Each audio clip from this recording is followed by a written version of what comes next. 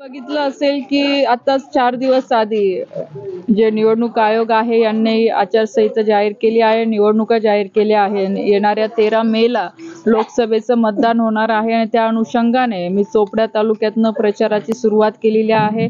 आज जवळपास माझे 10 ते 12 गावांना भेटी आहे आणि इथून पुढे सुद्धा अशाच पद्धतीने संपूर्ण लोकसभेचे माझे दौरे होणार आहे.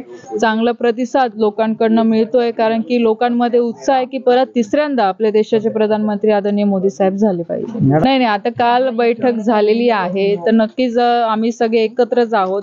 आता अजून दिवस खूप आहे त्याच्यामुळे आता जसं थोडं अजून ह्या सगळ्या गोष्टी मॅनेज व्हायला वेळ लागतीलच.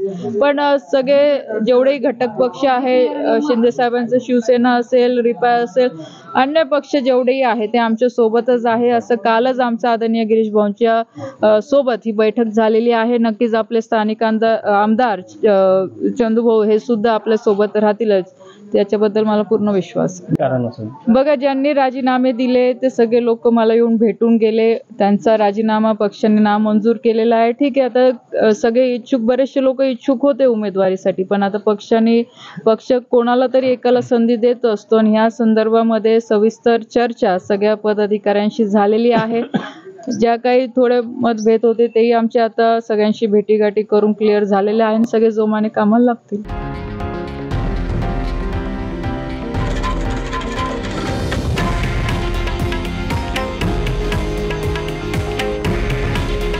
हे आहे देशातील नंबर 1 न्यूज नेटवर्क आणि आपण पाहत आहात TV9 मराठी. काळजी तुमची, हित महाराष्ट्राचं.